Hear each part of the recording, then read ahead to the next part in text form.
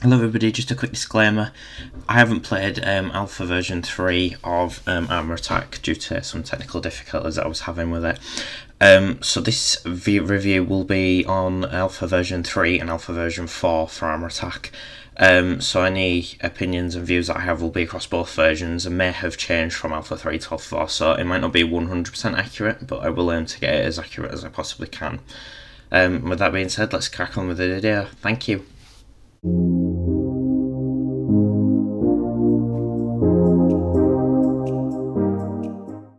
Hello everybody, welcome back to the channel. It's your boy Slayer Gaming, and today we have my review on update number 4 of Alpha Armour Attack.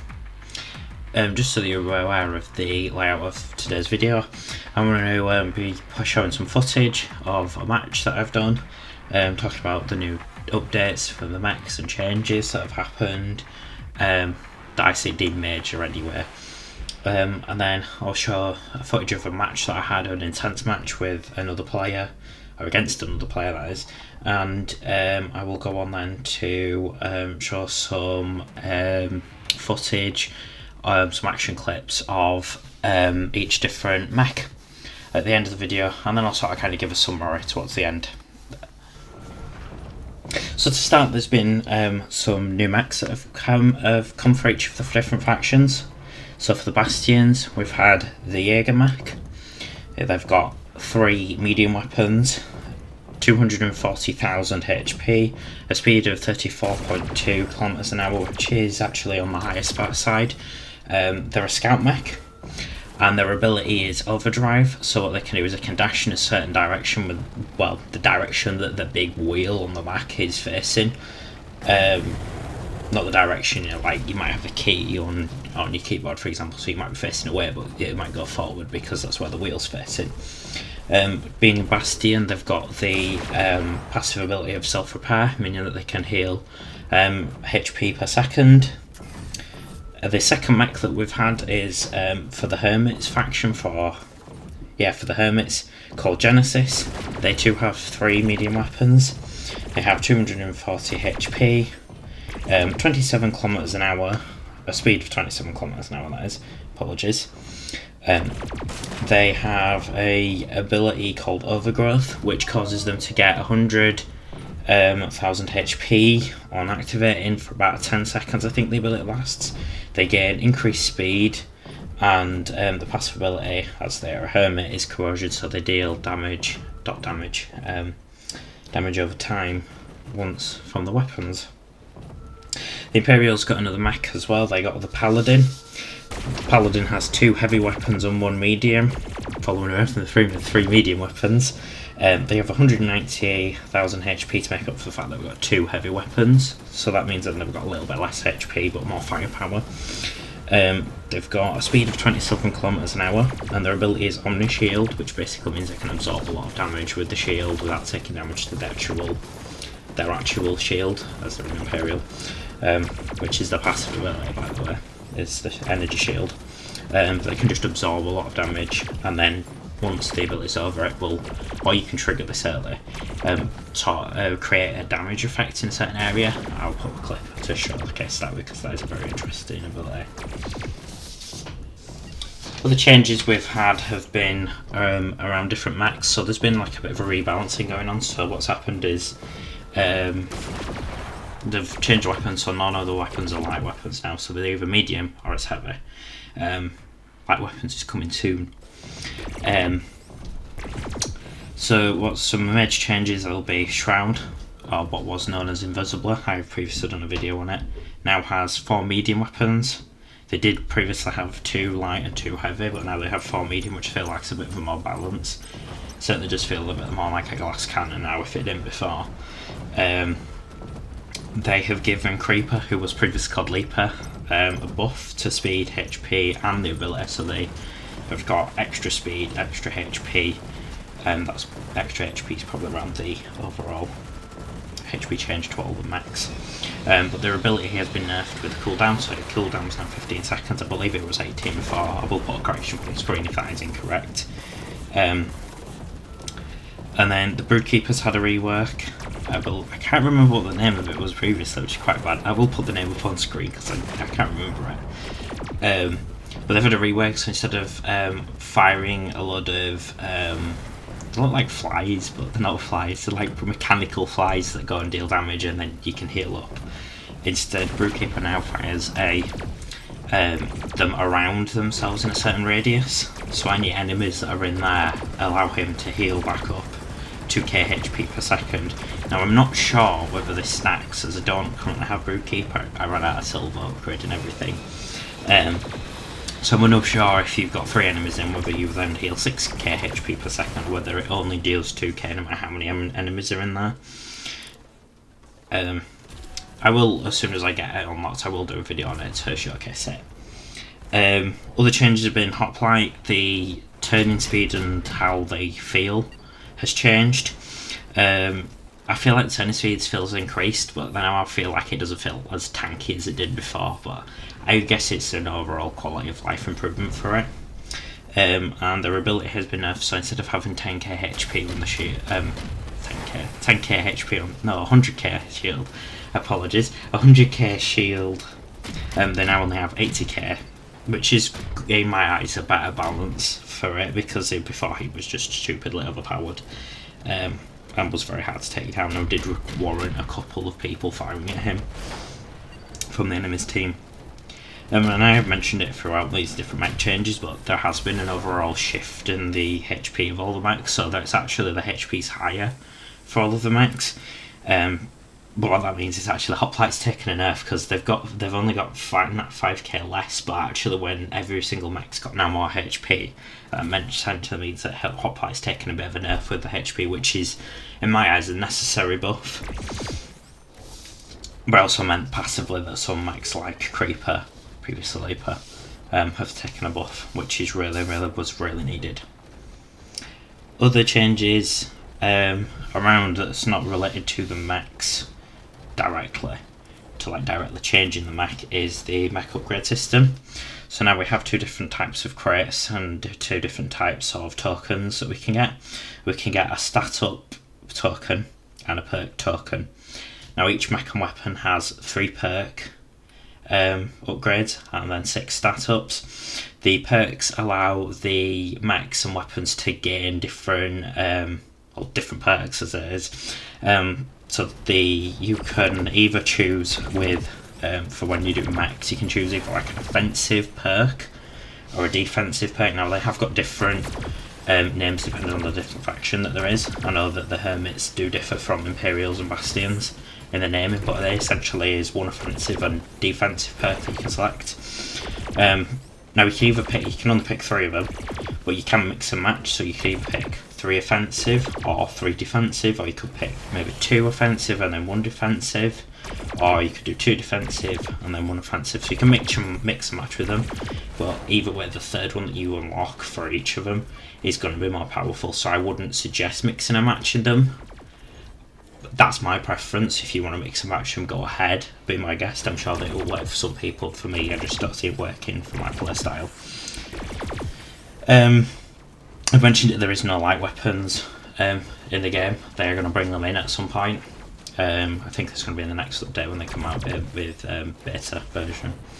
So that means there is only medium and heavy weapons across all mechs.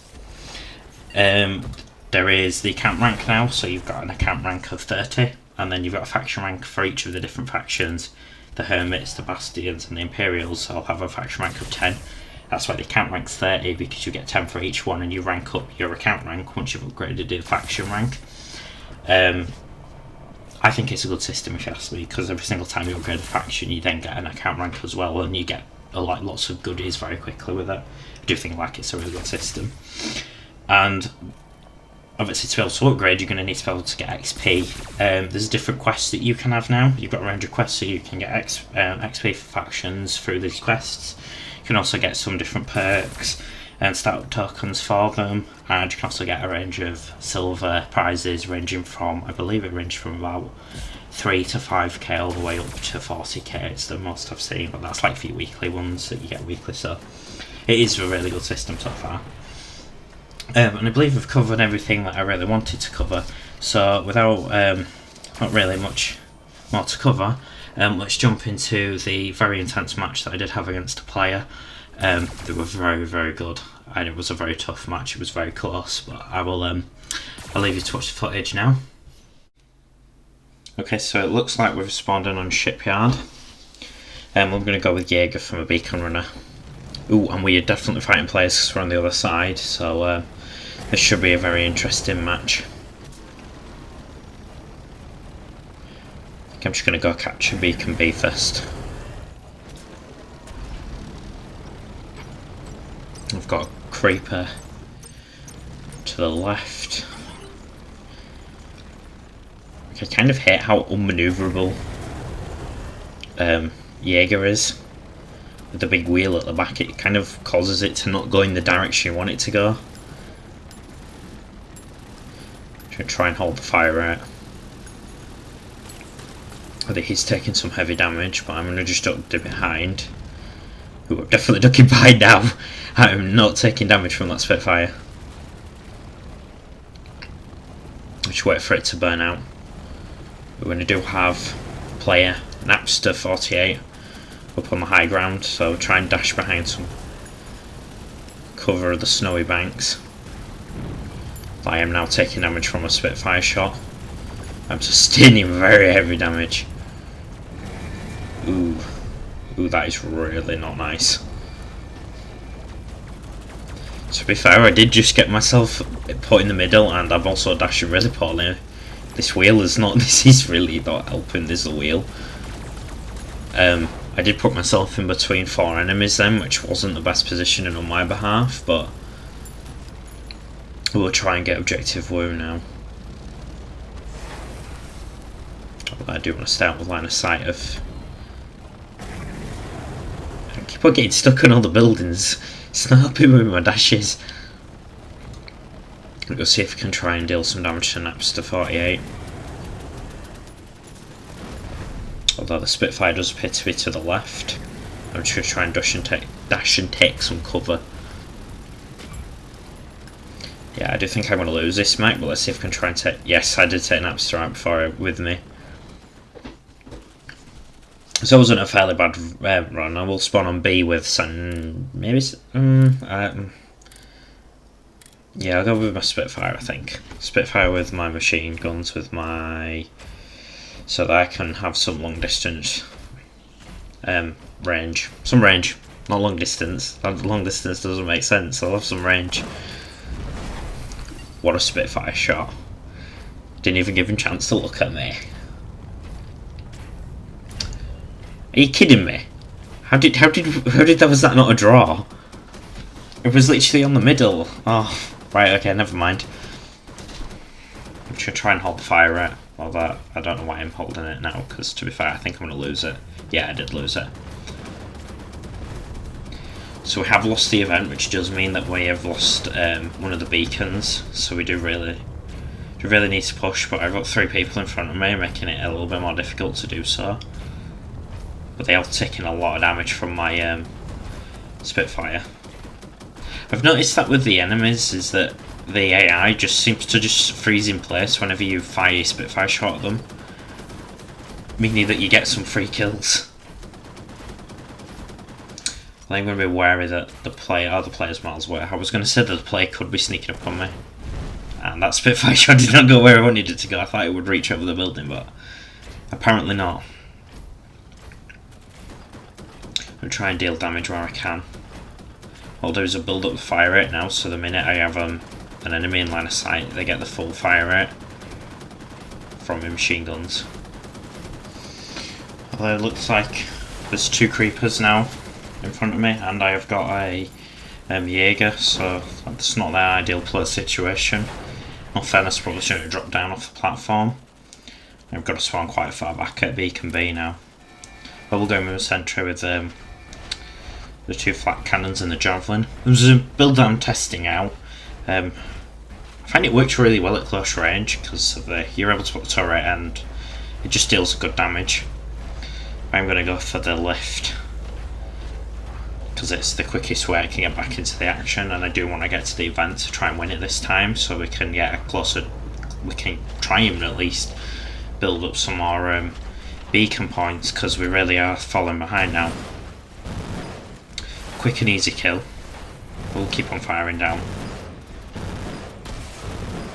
I think I need to get the javelin a little bit more high leveled. And also my turret in place, which wasn't very helpful. There we go, it's final placed. Firing my shots into the... So, what appears to be like a gas tanker? Fuel tanker of some description. I'm going to try and get the Napster. There we go. Just don't want him sneaking up on me and getting a kill from behind. Well, he has done well to hold the beacons. They're 2 home beacons, so hats off to him.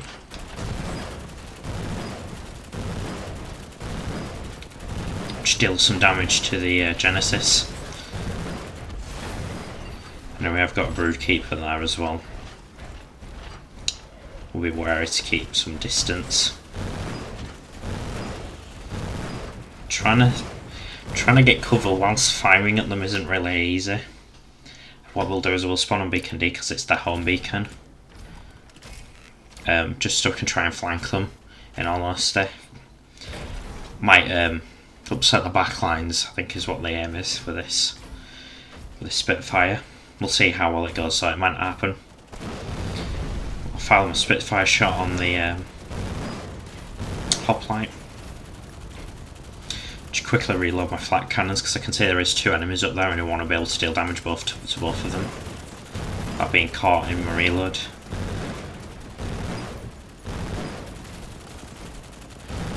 Deal a little bit of damage to this last creeper. Hopefully the enemy gets that kill. If not, once my reload occurs, I will get the kill. That's another one. Oh my god, I've just looked at my kills. I've had 9 kills. That's crazy. Double digit kills, 10. We've got a Broodkeeper. I believe that's Orkans that I'm fighting. They're dealing some good damage to me. Fortunately, my flak cannons can deal a higher sustained damage, or have a higher sustained damage. Do need to go capture Beacon B though, otherwise we are going to lose. Right, like this sneaky... I forgot the name of it. It was Invisibler, I forgot the name of it. I'm going to call it Invisibler. It's wrong. Shroud. Can't let the Shroud kill me. We've got 2 very easy quick kills of the Shroud and a Broodkeeper. Just quickly reload my weapons already and raring to go. Although I don't think we're going to win this match because I have only got 3 people and I've got a lot of mechs to kill. I've seen crazy stuff happen, so we will keep on going. I will fight you out to the end. Objective Woo. Just try and fire at him. Use my weapons to the full advantage.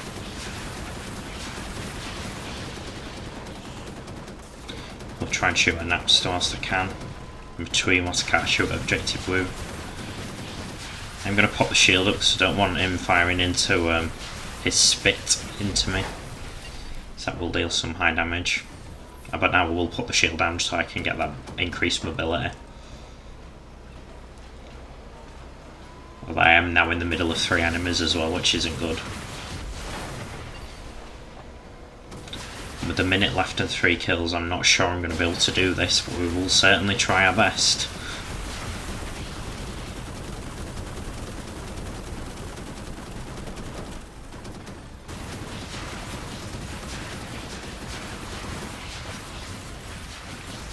I'm getting shot around from behind as well. By some suppressors. Well, the Objective Woo's trying to walk against the belt, which isn't working out very well for him. Silly AI. Now it's time to go hunt this mech that was firing at me from behind, although I can't see them. I can see Napster, so we'll go fight him.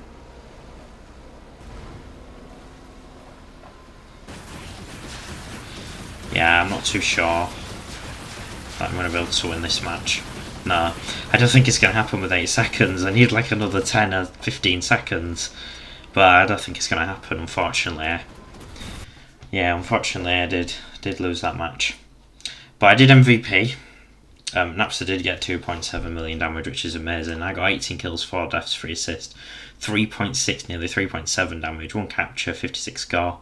Napster did get 13 kills, 5 deaths, 2 assists, 2.7, 10 mil damage. He also did get 2 captures and 42 score. But we will jump into some action clips. Hats off to you, Napster, you did really well there.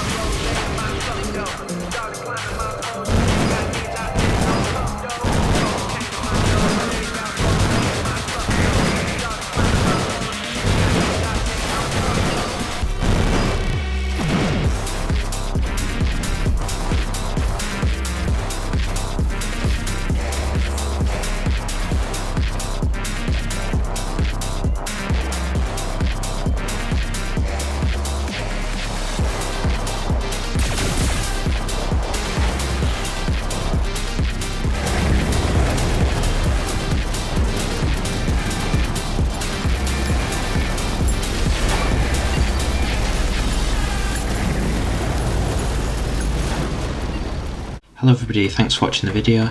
As you can see, the Bastions and Imperials are 2 very strong factions. Unfortunately I didn't get to showcase the Hermit faction, but you can be sure to catch them in the next video. For now, stay safe and see you on the battlefield.